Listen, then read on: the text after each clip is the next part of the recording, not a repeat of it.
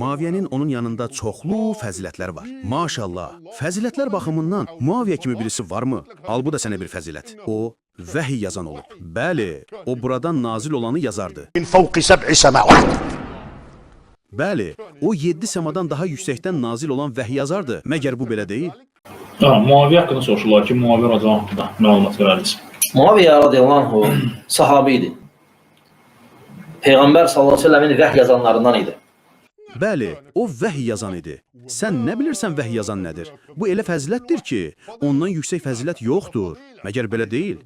مسألة أنه كاتب الوحي كاتب الوحي أولا فيها خلاف. الإمام الذهبي يرى أنه لم يكتب الوحي وإنما كان كاتبا للنبي عليه الصلاة والسلام يكتب له إلى الملوك ولم يثبت حديث قطعي بأنه كان يكتب الوحي Nə?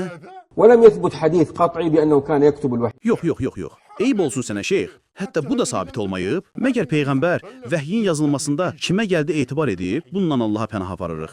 وكون معاوية كاتبا لرسول الله صلى الله عليه وسلم هذا يدل على فضيلته وعلى أمانته فإن النبي صلى الله عليه وسلم لم يكن ليستكتب وليستأمن أحدا إلا أن يكون أمينا فيما يكتب وفيما يسمع من كلام النبي عليه الصلاة والسلام فيشترط في هذا الكاتب أن يكون أمينا فيما يسمع من رسول الله صلى الله عليه وسلم. Peyğəmbər vəhyin yazılmasında kimsəyə etibar etməzdi. Deməli, əgər Muaviyyə vəhiy yazarsa, bu da onun üçün fəzilətdir ki, ondan üstün fəzilət yoxdur. Məgər belə deyil? مسألة أنه كاتب الوحي كاتب الوحي أولا فيها خلاف. الإمام الذهبي يرى أنه لم يكتب الوحي وإنما كان كاتبا للنبي عليه الصلاة والسلام يكتب له إلى الملوك ولم يثبت حديث قطعي بأنه كان يكتب الوحي ولو كتب الوحي فقد كتب الوحي للنبي عليه الصلاة والسلام أناس وارتدوا. Nə dedin? كتب الوحي للنبي عليه الصلاة والسلام أناس وارتدوا.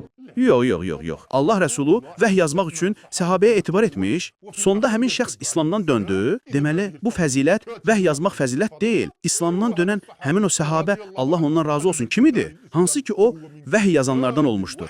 فقد كتب الوحي للنبي عليه الصلاة والسلام أناس وارتدوا كعبد الله بن خطل مثلا.